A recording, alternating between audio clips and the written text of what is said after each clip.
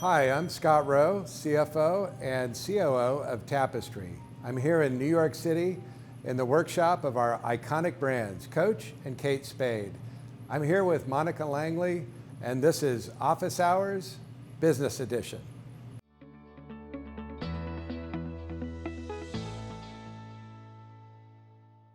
Hi, Scott. Hi, Monica. I am so into this place because I love fashion and you're all about it. Isn't it great? What a fun room we're in right now. Exactly. Yeah. I love it with all the bags. Yeah. And to be honest, my biggest spends are premium handbags. We And that's what love people like you, Monica. You're what makes this place tick. So Coach, your biggest brand, and it's been around for traditions and trends. It's so hot. I'll give you two personal examples quickly. One of my guests on Office Hours was Karen Seidman Becker, and she remembers starting on Wall Street and carrying a Coach bag, and she felt she had made it on Wall Street. And then I just found out my 89-year-old mother has a beautiful Coach bag from 1970s, and my Gen Z niece took it. Wow. That's perfect. That shows the span of people that have been buying Coach. Love those stories. So many people have that first Coach bag experience and story, and they relay it to us.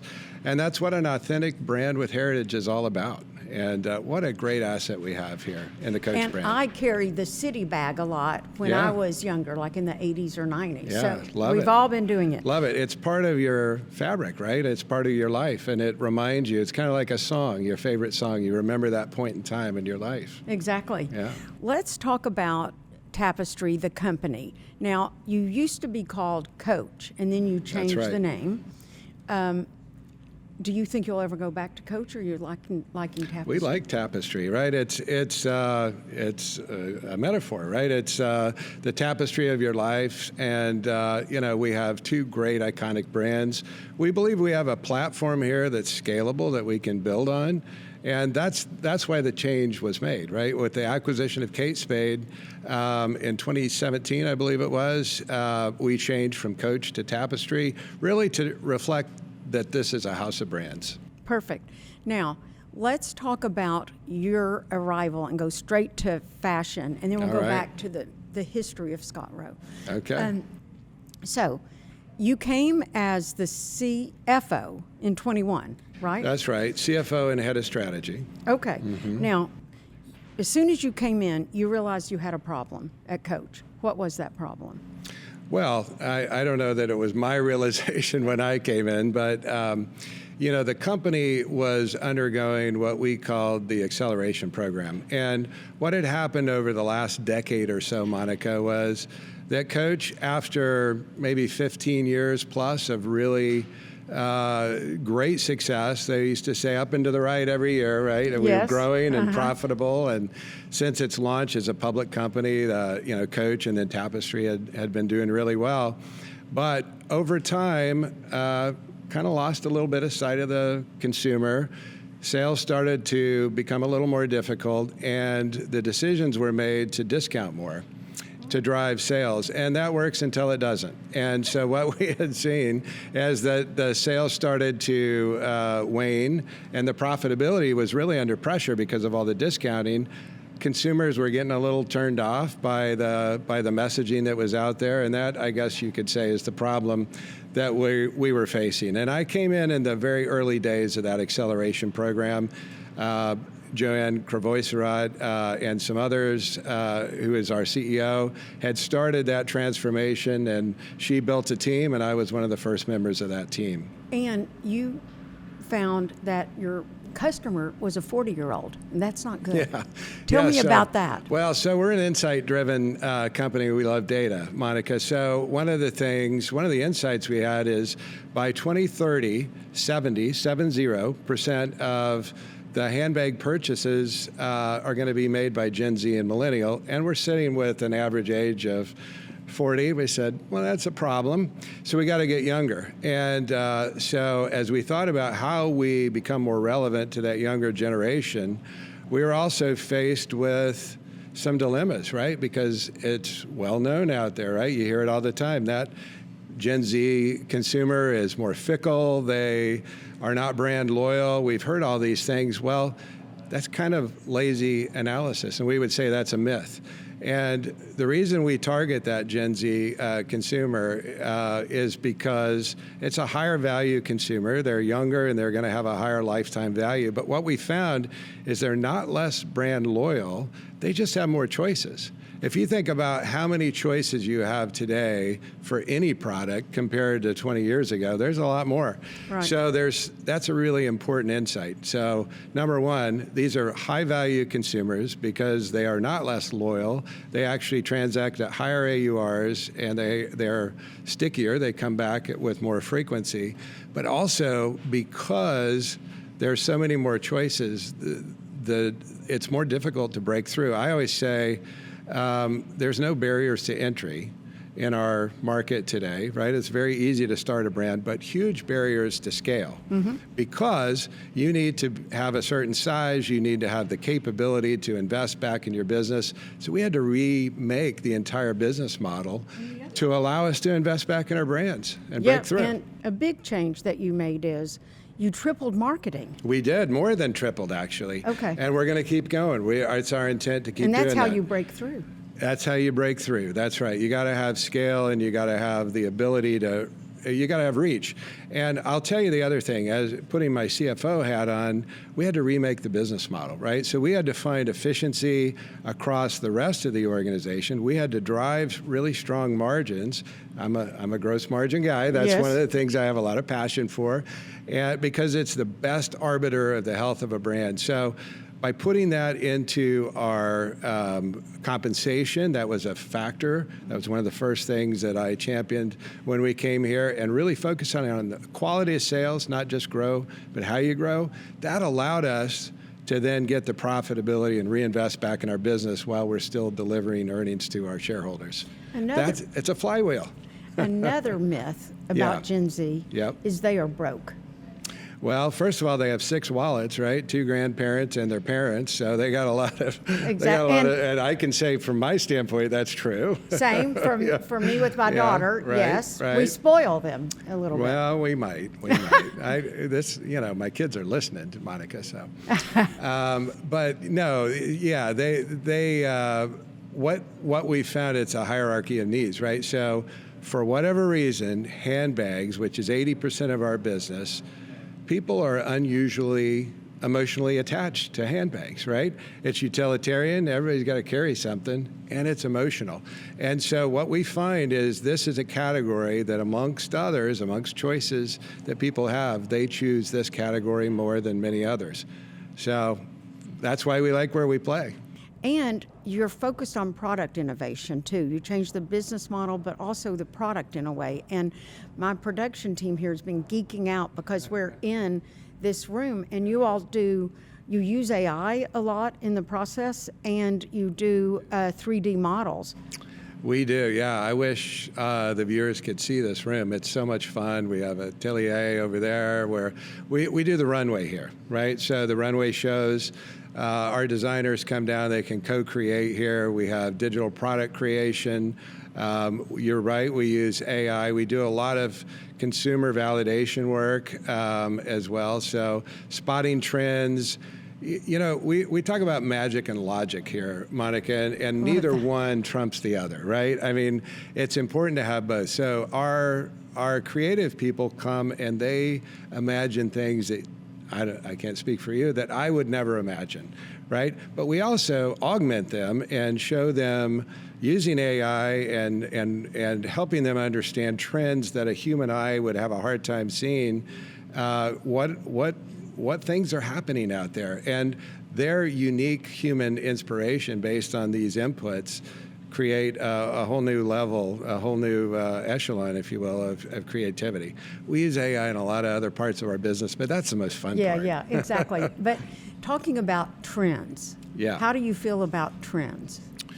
Well, so there's always this debate in fashion, right? Are you following the trend or are you creating the trend? And I would say yes, right? So I would say both, yes, right? To both. So, and I can't, that's not my part of the business, but the way I always think about it, Monica, is our creative people are geniuses, right? They truly are, and they inspire us every day, and they come up with really amazing ideas.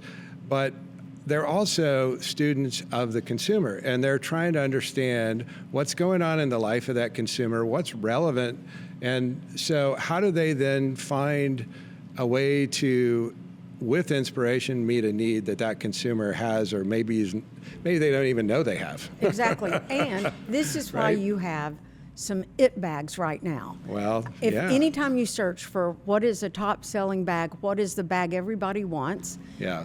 comes up. Coach has it bags, and this one, the Kiss Lock bag, is one that I've been trying to find, not in that sparkle version, and it's sold out everywhere. It really is. You know, that's a neat story. So Bonnie Cashin in the 60s was our first creative director. You know, Coach was founded in 1941 around, you know, the Kahn family was trying to take, you know, leather from baseball gloves. And it's, you know, how it's very supple and it has a particular fill. And they said, boy, wouldn't this be a great material to make a handbag out of, and leather goods? That was the genesis. But then Bonnie Cashin, as a creative director, took it to a new level, and that was one of her creations. It was actually a tiny little bag, but our current creative director, Stuart Weavers, reimagined that for the runway, and as you can see, that's a big bag, right? And it's the same little Kiss Lock. What nobody imagined, and Stuart would admit this, is that it went viral. Like, before the show was even over, people are like buying it. It evaporated. I saw that. We had tens of thousands, 100,000 backlogs almost immediately, and we realized, wow, the authenticity of this brand is powerful. And when you reimagine something out of the archives, which are just over here, then something really, really cool can happen. So that's an example. Reimagining. Understanding the zeitgeist of today and what's happening, going back in the archives and grabbing something only we uniquely can do and reimagining that for the modern day, that's what we do. Another it bag that I think is really propelling a lot of sales and a lot of attention is the Brooklyn bag. Yeah. Now, that's a brand new design, is that right, from a year ago? It is. You've done your homework, and really the New York collection more broadly. And the Brooklyn's been a huge hit. Now, that's an interesting story because you would look at that bag and say that doesn't typically look like a Coach bag. Right, it's kind of unconstructed. It has a foil label and not the traditional label. But again, through the insights and understanding what's going on in the consumer, with the consumer and what they were interested in, Stuart said, "I think we can reimagine that concept in a Coach way," and it's been a really big success. And really the whole family, but the Brooklyn is the lead dog in that sled team. It is, and I watched it on the runway, not at the time it was happening, but I've watched it, and I'm going to get one in the olive suede, the medium size. All That's right. what I like. All Okay, right. now let's go. We've talked about fashion, my favorite topic, but I have an equally favorite topic of business, and I'd like to talk about your business beginnings. And you started not in a company like this, but where did you start? Well, first of all, you know, I graduated from University of Tennessee, Haslam, in accounting. Started working at Arthur Young. I'm dating myself a little bit. While I was there, that became Ernst & Young. So, So got you my look CPA, like you were going to be. You look like you're going to be a financial numbers guy. track, and I'll tell you a funny story. I used to proudly tell my parents, I will never work for a big company. I'm going to be an entrepreneur. I'm going to start I'm going to do big things, and I've only worked for big companies. I did start my own company. I started a recycling company back in the 90s. Completely failed. We can talk about that if you want. But that's why I remember sitting in Haslam. I was sitting in junior accounting class, and one of the professors said, you know, if you get your CPA, that's a good way to get a foundation in business. And I'm thinking, okay, I'm going to be an entrepreneur. I'm going to start my own company. So that sounds like a good place to start. And what happened, though, Monica, is then I went into different industries. I worked for a company which eventually became Alcoa. We were in OEM automotive. I did some basic materials and Portland cement. Didn't really like any of them, to be honest with you. But what I found was I was pretty good at business. I enjoyed having large companies with complex problems. And at that point, I made a pivot and said, but I really want a consumer product, something that I can relate to. So I made the jump into VF Corporation, which is outdoor brands, North Face, Vans, Timberland, et cetera. And then, 4.5 years ago, came to Tapestry. So I've been in this industry now in the consumer business for the last, I guess, 3 decades. Yes.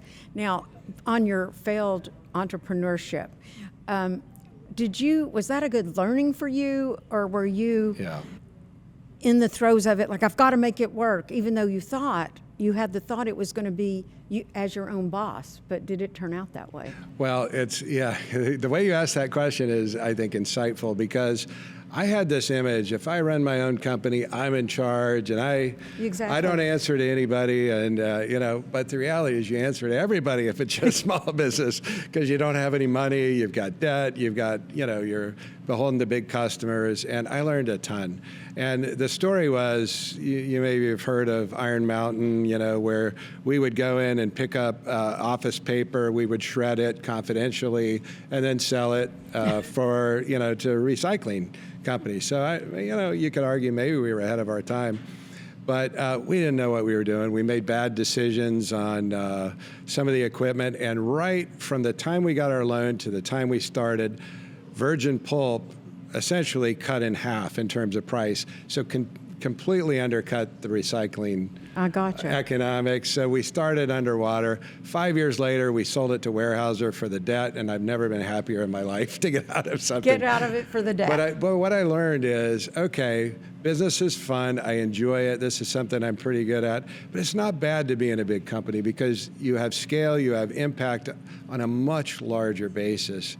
And I learned to appreciate that there's a lot of advantages to being a big company, too. Okay, so you went to VF. I did. And I think that you started there in chief accounting and became their CFO, right?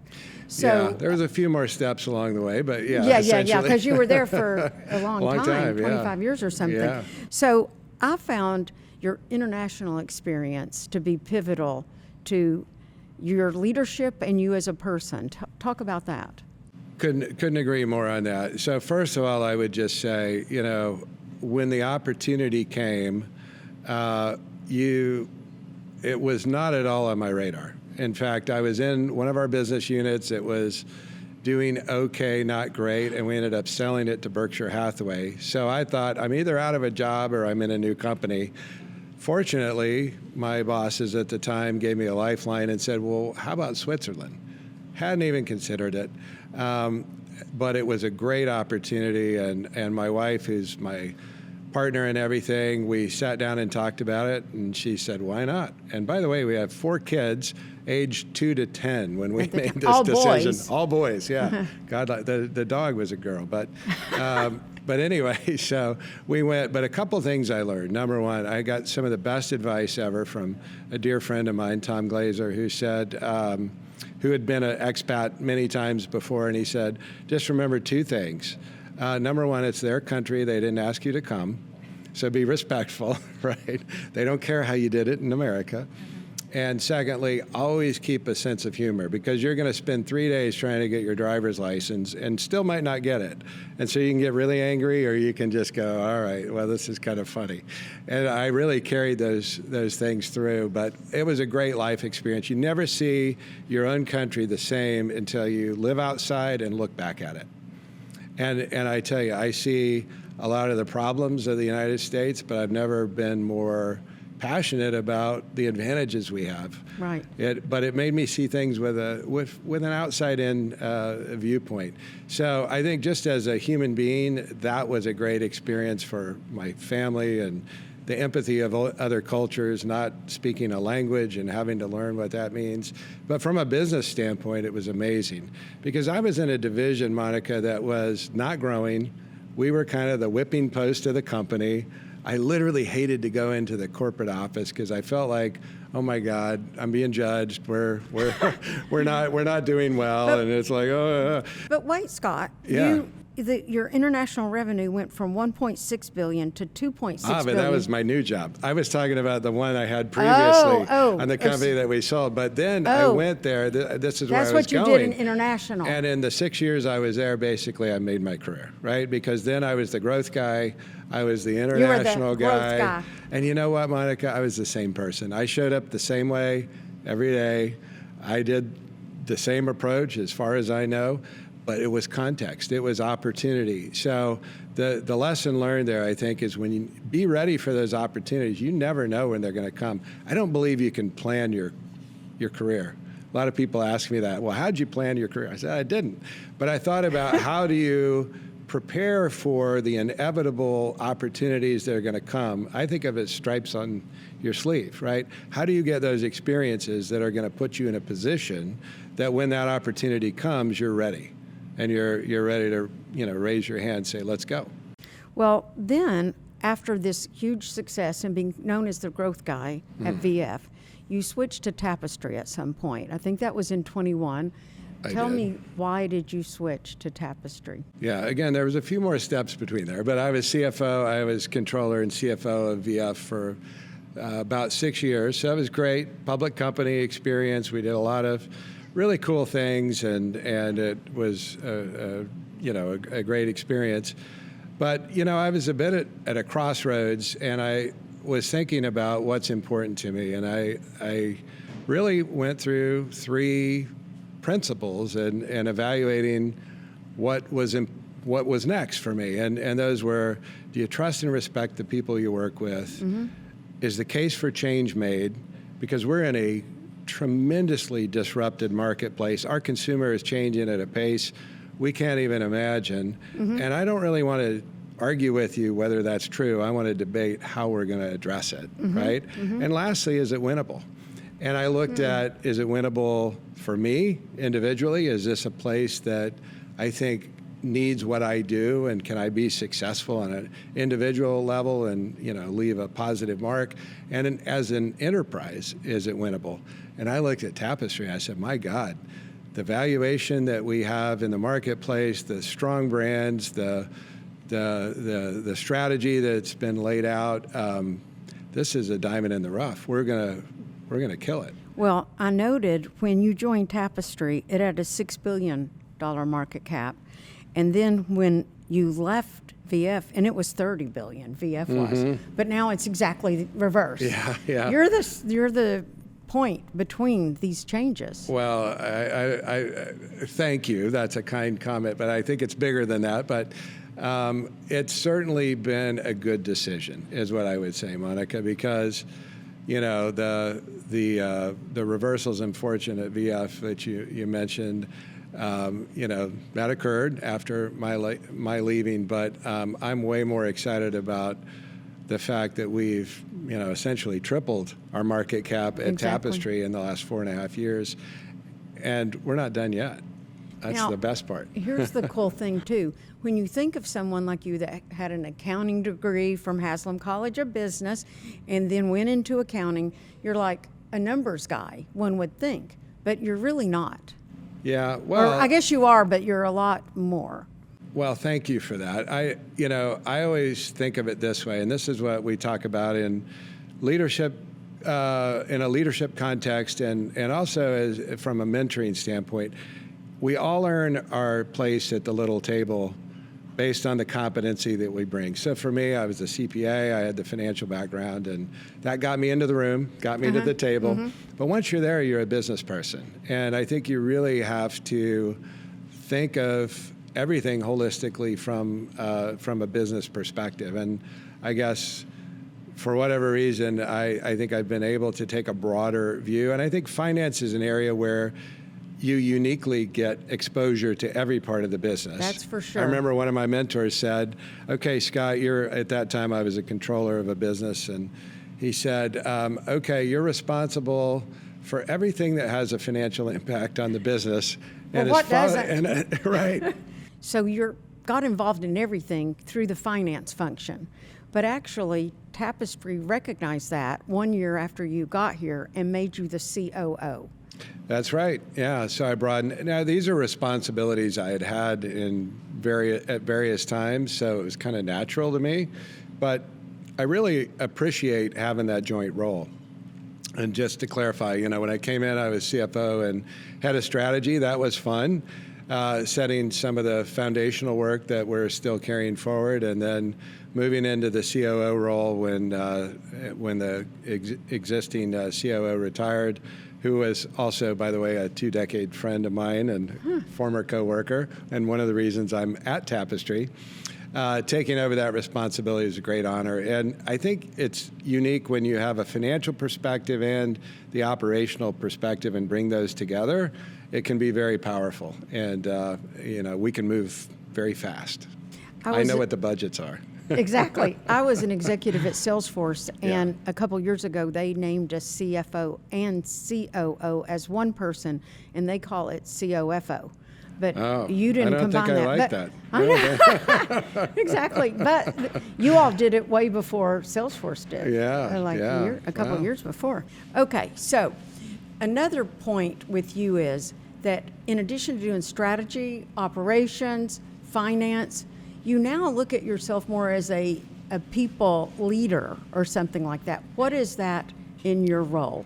Yeah, well, I think for all leaders, that's probably the most important thing we do. And what I think a lot about, Monica, is how do we prepare this company for next, right? And do we have that leadership pipeline? And my personal opinion is if we can't have internal promotions, you can't always do that. There are new skills you need, and sometimes it makes sense to go outside, but I consider that a failure. So one of the things I spend a lot of time on is how do we create those pipelines, and how do we prepare people for that next position? And my thoughts on this too are maybe a little different than some, because a lot of these conversations, and I've been in so many over the years, putting stickies on the wall and all those things, around, is this person good? Is Monica good? Strengths, weaknesses. And that's important, but it's also the teams that you assemble. So I spend as much time thinking about what is the unique assemblage of talents and abilities that we need to solve whatever the particular mission is of that function or that area. How do we build that effective team? And depending on the other players, they're all interconnected. So you can't just look at individuals and preparing them, but how do we bring a diverse set of skills together to have the most high-functioning team? And I spend a lot of time thinking. How do you want your team members to think? Well, so the first thing, let me answer it this way. How do I select team members? Okay. And if I'm deciding about, who should be in role X, Y, or Z. I always, way back in my CPA days, we went to Vero Beach, Florida for training. That's Dodger Town. That's where Tommy Lasorda, you might remember Tommy Lasorda, very successful manager for the LA Dodgers. And I'll never forget it. We were having a leadership discussion, and he made a comment about the most important. They said, Tommy, you've built all these championship teams over the years. How'd you do it, right? I mean, because there's a lot of good players. They're all professionals. And he says, the thing I always look at is, does that individual value the name on the front of the jersey more than the name on the back? Are they a team player? And I think the ability to play in the sandbox, the ability to influence others when you don't have express authority, those are the traits that I'm really looking for in a leader that can be not just effective in the job that they're doing, but how do they change the outcome? I like to think about, what's different because you were here, and what are the impacts that you're making? And the only way you're going to have a chance to do that is if you have an attitude that I got to bring the organization along and I got to bring the team with me through influence, which is a function of trust. And you don't trust people that are out for themselves. You trust people that are, that are there for the team and the team win. Exactly. And is there another point, I think, of yours that you like to give credit below but take responsibility high? I've heard that from you. Yeah, so I guess in my words, what I'd say is push praise down and accept responsibility yourself. It's interesting, though. I had one of my HR partners recently challenge me on that, and it caused me to think. So the idea there is, right, if there's a win, then you did it, right? And one of my mentors told me way back, he said, when I got my first really big job, he said, Scott, here's the hardest part of your new job. And he said, you got the answer, you know what to say, you know what to do. You got to get comfortable with indirect wins and let your team rise to the occasion. And you're there in the background, and you're going to help, and you're going to coach and maybe correct if you need to. But in general, your job is now different. So I've always thought about that. And then as they are successful, push that praise down, and not what I did, but what they did. But if the stuff hits the fan, which it does often, I would step up and say, hey, I'm responsible, that's on me. And in general, I think that's a good trait, because that then engenders, trust and loyalty and a safe space to take chances. I know I'm not going to get hung out to dry by Scott, right, if something goes bad. But there's also an other side of that I was recently challenged on. But am I helping those people through adversity? Do they know how to manage adversity? So there is a balance there. So I've modified a little bit my way of thinking about that, just to make sure we're not letting people off the hook too much. Feeling a little heat helps you grow, right? Oh, yes, I agree with that. Okay, let's talk about your latest Q3 earnings. Tapestry had a blowout quarter. We did. I mean, your growth doubled, right? Yeah. So growth rate doubled, yeah. Growth rate doubled. So that was, a lot of the commentators at the time said that was driven by the affluent Gen Z buyer. Is that correct? I'd say that's partially correct. I mean, so just to, we grew 16% off this quarter, and it was 8% the prior quarter, so literally doubled the rate, and saw a big acceleration in units, which means we're acquiring new customers. So I think that's where that comment came from, Monica, is we're growing. We're not trading share. We're not, some people have talked about a trade down that's coming our way, or maybe other competitors are not as strong and we're taking share. There's probably a little bit of that, but mostly we're growing the market.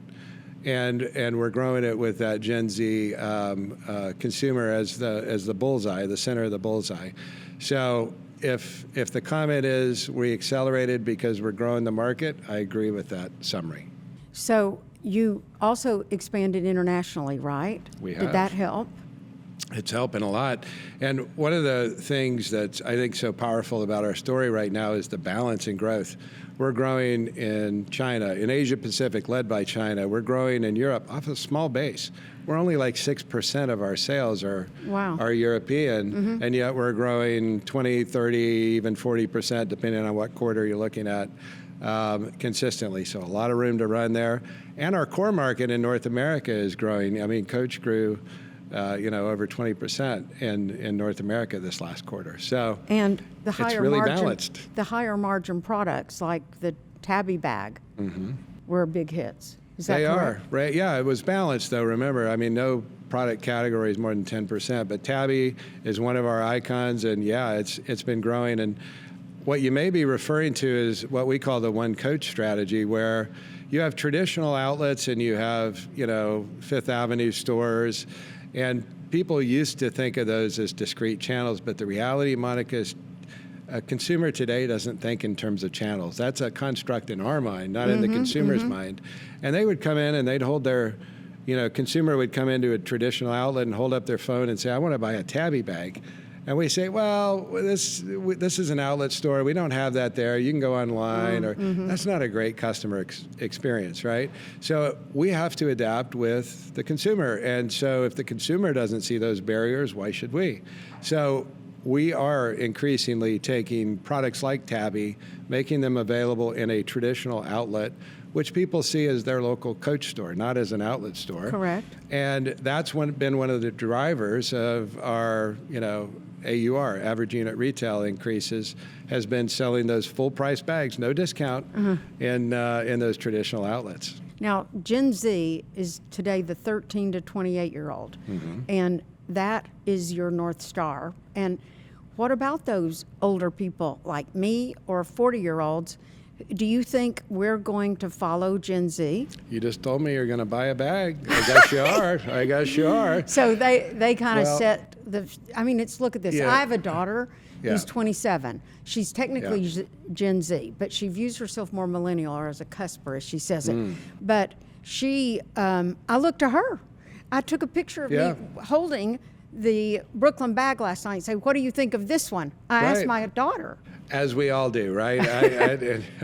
I always say, I wish people would ask me what's cool, because I'd tell them about Led Zeppelin. I'd tell them about some really, really great things from my life. But the reality is, they don't want to hear that. They We're want to not hear. cool, Scott. I know. In my mind, I am. But they want to hear. The young people drive the zeitgeist of the day. They drive the trends. They drive the social media. And what's really amazing is, as we've attracted this new consumer, and we have, and it's grown as a percentage of the cohorts in our franchise, but it doesn't necessarily age us down that much, because what's happening is they're influencing the other generations, and they're coming in, and we're growing in those cohorts too. So I would say that's a myth, right? It's a myth to say if you sell to that younger person, you're going to lose the older cohorts. We haven't experienced that at all. In fact, the opposite is true. If you drive brand heat, it's brand heat, and it tends to happen with the younger people. Now, to go back to your earnings, which were stellar, surprisingly, the stock market didn't agree. Yeah, well, it depends on how you look at that. So I would say zoom out a couple clicks, and remember, we have doubled in the last 12 months, right? So was I disappointed to see it come down after earnings? Sure, a little bit, but it had also run up before earnings, right? With no new news from us. So I can't necessarily reconcile to what everybody's expectations are and models are. I can tell you we substantially accelerated in the quarter. We beat our guidance. We beat even the consensus, and the stock goes down in the short term. Okay. We're in the long-term business, Monica. Exactly. I hear you. I can't get too upset about that. Well, as a Wall Street Journal reporter for 3 decades, if I heard the CFO, and you are the CFO, say this, Tapestry is choosing to be prudent with its expectations, with some profit volatility possible due to tariffs. I was like, oh, so Scott, you kind of said something that maybe made investors pause. Well, that could be. I mean, But you're also being an honest broker. We said about that it. consistently, though, and the honest truth is, we're 1 quarter into our full year. There's a lot of real estate, and by the way, holiday is our Super Bowl, Monica. That's when we really see what the consumer is going to do, and the projections are kind of all over the board right now. So what we did is we looked at our 2-year stack. In other words, we got comps that are going to be more difficult as we go through the year. We said we're not sure where the consumer is going to go, so we took a consistent approach through the second half. We said let's get through our biggest quarter, which is right now, and let's see where we're at, and we'll reevaluate. On the other hand, we also said that there's been no change in the trajectory of the business, and there's no internal signals that we see that give us any pause. Perfect. Now, the one brand, your other brand besides Coach, is Yep. Kate Spade. And we have some cool Kate Spade back here. We got all kinds of fun stuff. You do. So Kate Spade, though, has been struggling, and it's been harder hit because of the tariff situation. That's right. What are you going to do with Kate Spade? Well, we're going to turn it to profitable growth, of course. So Are you going to use a Coach playbook for Kate Spade? We are. It sounds like you've done your homework, Monica. Yeah, that's exactly it. The hardest time to do something is the first time. Because when we went through this journey with Coach, we had conviction. We had reasons to believe we were making educated guesses based on things that we could see. But until you actually do it, you don't really know. Mm-hmm. And now we've done it. And so now the organization sees that this methodical way to build brands is now proven with our success at Coach, and it gives us then a roadmap to follow as we think about Kate. And here's the hard part. This is a hard part for Wall Street too, is we're talking about lagging indicators that everybody can see, like sales growth and profitability. But a lot of the things you're doing under the covers, that little duck is paddling like crazy underneath the water, right? But it's not maybe moving that fast in what's observable. That is the hard part. So we are talking about the leading indicators. What are the things that we see in this business that give us confidence? And we think about the consumer journey. It's see, think, do, right? The first thing is they got to be aware that Kate Spade exists, and we've significantly increased our marketing to get more people aware. Hey, there's some cool things happening here. There's some really interesting product, like the new Duo, which is going to be a big, it's already a big bag, and it's going to be a big hit over holiday. So they got to know it's there, and then they got to consider it, and that's search interest, and that's where they consider whether they want to buy the brand, and that's longer form video, YouTube, things like that, Reddit, different social media interactions. And then finally, it's new customer acquisition focused on that Gen Z. So those are the metrics. We've proven them out over Coach, and those are the things we're pointing to. Some of those are leading, the first two, and then once they actually transact, that becomes visible because that's now driving growth. So who is your muse to turn around Kate Spade? Well, just like at Coach, we're targeting that, that Gen Z cohort, and we like 18 years as a point of entry. That's when a young lady goes from upper school or high school into college. They typically go from a backpack to a bag. So if we can catch her at market entry, that's the kind of the center of the bullseye. And it's the Gen Z connector, right? If you go back to Kate and her original vision, Kate Spade, Kate and Andy created this brand and on the Upper East Side of Manhattan, and their vision for that fun girl, the Gen Z connector, that's the muse that Kate saw back in the day, and that today is, I guess, back to the future, if you will. Perfect. And putting a really sharp point on who that target is. So you are addressing the fashion waste problem, which a lot of people have talked about with fast fashion or not. How are you doing that with this Coachtopia? Well, this is the alter ego, and it's made from the scrap of that Brooklyn bag that you said you were going to buy. Exactly.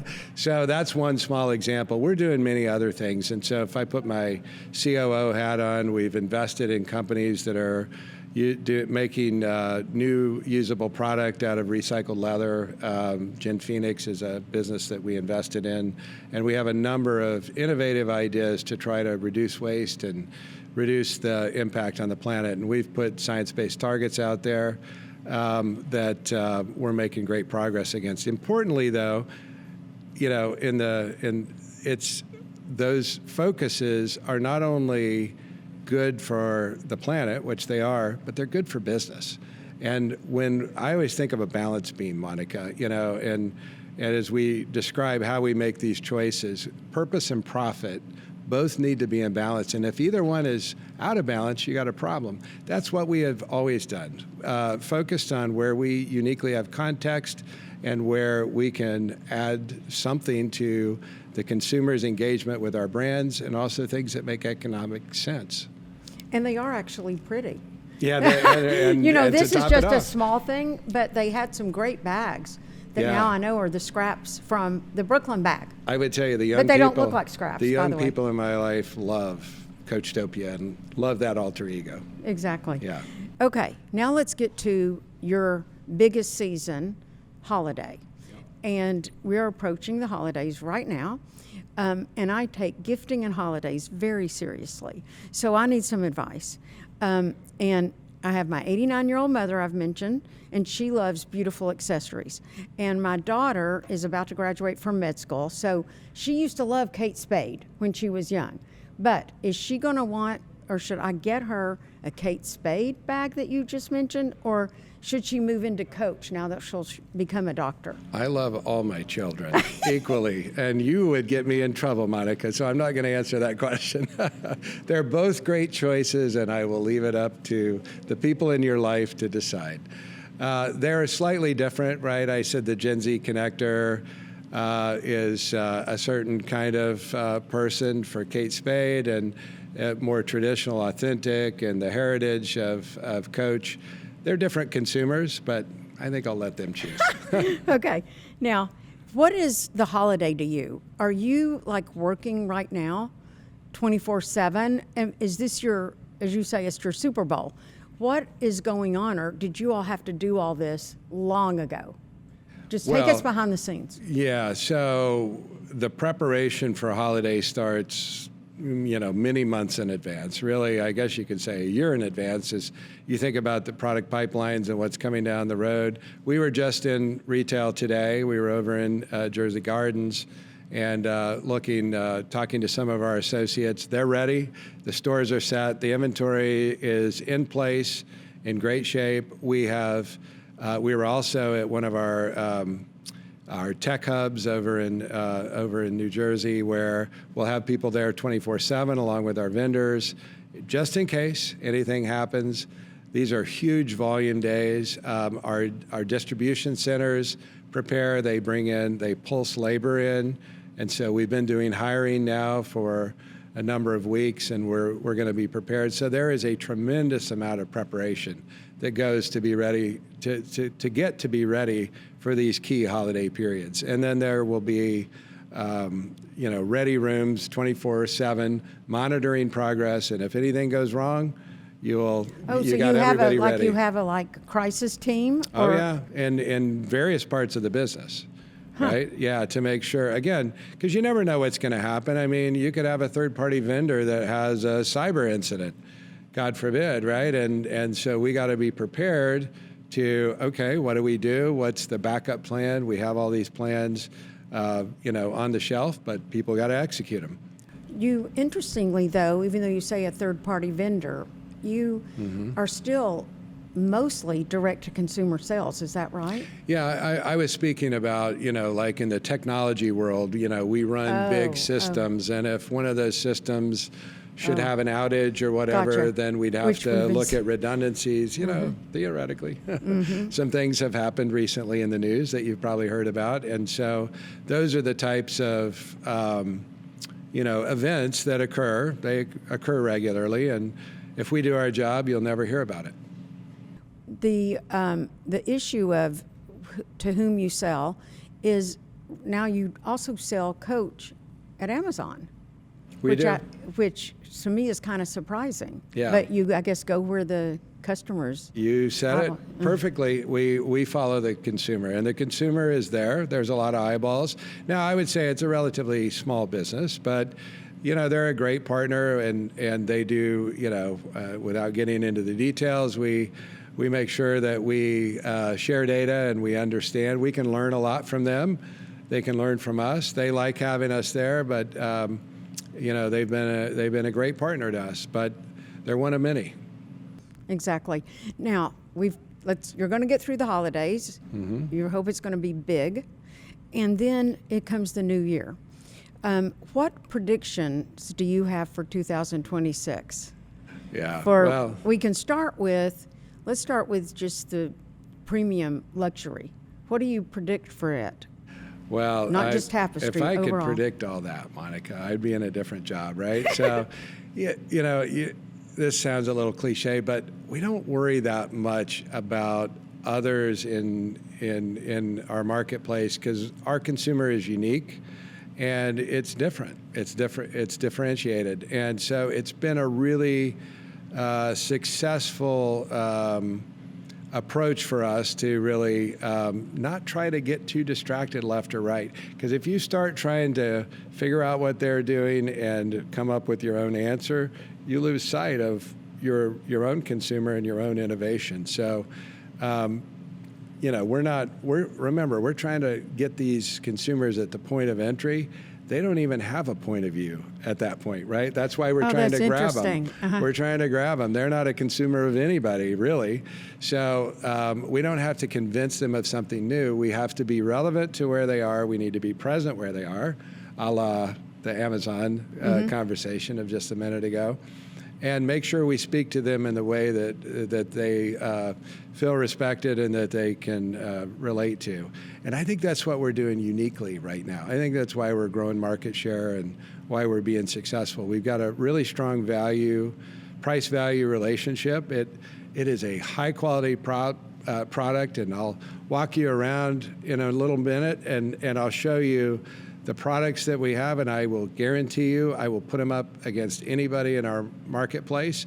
And we have people in this room that have worked in all those companies that you might know, and they will explain to you in great detail why this is a highest quality product at a reasonable price, right? And this is an interesting stat. Over 15 years, the price of a Coach handbag is kind of just getting back to where it was 15 years ago, because we had a period where we were buying sales and discounting and going down, and then we've come back, and we talk about over the last few years 40-50% price increase. People get nervous about that. Oh my God, is that? But remember, we're just getting back to where we were, and the top of the market every year during that 15 years was taking price increases. So if it was 2 to 3 times the relative range 15 years ago, it's 5 to 10 times today.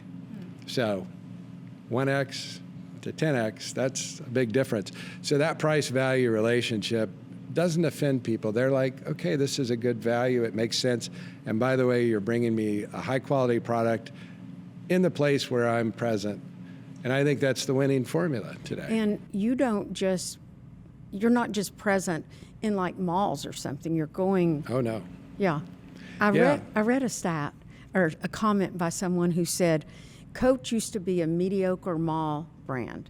Now they are an innovative fashion brand. I love that, and I agree with that. We were just in Jersey Gardens, where we have a Coach coffee shop too. Oh yeah. We have 4 of them in the U.S. We have more than that internationally, and it's a prototype. It's something that's a test and learn. It's started off well for us, but really interesting to engage people in the brand on a whole different level. I don't think the Coach of 20 years would recognize the Coach of today in the sense of a coffee shop. People dwell, right? People, if a family comes, maybe one of the members wants to shop and the other doesn't have any interest. I won't be sexist and say who that is. But if you can sit there and have a cup of coffee and enjoy yourself, what we found is it increases dwell time, and oh, by the way, we make money on these coffee shops too. That's so it's fun. not a loss. Will we see in the future of your future predictions, will we see more coffee shops? Well, let's see. That's the great part about this company. It's test and learn. I can tell you what we won't do. We won't have a money-losing proposition. But if we find that the consumer resonates with this and it continues to be a profitable brand-enhancing experience, then sure, if the customer wants us, we'll build it. As you talk about how you may expand, are you thinking of buying another brand? Maybe one day. What we've said is we do think this is a platform, and the capabilities we're developing are scalable, but we've been really clear, Monica, on our short-term priorities. We have an amazing opportunity with the 2 brands that we have, and we're having great success. And we've said that we won't consider additional M&A unless 2 things are true. Number one, the continued profitable growth of Coach, and a return to profitable growth for Kate Spade. So that doesn't mean when those things are done, we automatically buy something, but until those are true, we won't consider And how long do you think further that's M&A. going to take, Scott? Well, as long as it needs to. We've talked about returning to growth at Kate in the next year, in 2027. Wow, that's impressive if it happens. That'll be great. Now, you did sell Stuart Weitzman. I have on Stuart Weitzman boots. I see that. You might have on, I don't know what you have, but They might be. well, I definitely do. And so you sold that brand. What was the rationale behind that? Well, first of all, it's a great brand, and Caleres is a great home for the Stuart Weitzman brand and the people, our former associates, and we chose them very carefully as a partner, and so that's the first thing I'd say. Listen, it's about choices, and we saw the acceleration and the huge opportunity at Coach, and we wanted to make sure that from a distraction standpoint, that we were focused on our two biggest opportunities, which are Coach and Kate Spade. And given the size and scale of Stuart relative to the other opportunities that we saw, we just made a hard choice, and it's really about focus. Let's talk about office hours, the name of our little podcast that we hope is growing like crazy. But office hours is the name. So I would like to ask you, if you could have office hours with anyone, who would that be? So this would be quite a feat, but Charlie Munger. Since he just died. That would be a feat. Bring him back. I always respected him, and one of the things he said has, I think, influenced a lot of the strategic decisions, and I'm probably butchering his quote, I'm paraphrasing it, but basically somebody said, Charlie, you guys made a lot of good decisions over the year. What was your criteria? And his answer was something to the effect of, well, we were always presented with hard things and easy things, and on balance, we tried to choose the easy ones. So I think there's great wisdom in the simplicity of that, and I know it's a little tongue-in-cheek, but as I think about, there's a lot of things we can do, but what should we do, and where can we make the biggest impact? And I'd love to just get a little bit more in his mind about, tell me a little more about that. Tell me how did you evaluate what was easy? How did you evaluate what was hard? A lot of people would say they want to have office hours with Warren Buffett and paid big bucks for that. It's auctioned off. But you pick his partner. Yeah. Well, just because that word of wisdom made a big impact on me, and I'd love to just hear more about it. It wasn't so much about star power or anything like that. It's exactly. what could I learn? Yeah. How do you keep a learning mindset yourself? Because you are a busy man. Yeah, it's hard, and I'm naturally curious, which I think has helped me through my career, but honestly, more and more, especially with things like AI, I think reverse mentoring, and I just spent a session yesterday with some of the smartest people I've been associated with. Thank God they're on our team. And just asking, they were probably thinking dumb questions, but just probing and learning from the people we have. One of the things that has become obvious to me is Tapestry doesn't know what Tapestry knows. Right? We have all these buckets of knowledge, and how do we unlock those? How do we learn from each other? And yes, of course, outside influences are important, and we do a lot of that as well, but I find some of the most productive things from my learning journey are just people in our own company and spending time with them and understanding how they solved different problems and their unique positions and how they're coming at things. Well, thank you for letting us be on office hours at this very cool workshop. Well, thank you for having the interest in our company, and I can't wait to show you more. Let's go look around. And I'm going to buy some more bags, I think, All right, in my future. I would love that. Just buy them at full price. Exactly. Thank you, Scott. All right. Thank you, Monica. It's been a pleasure.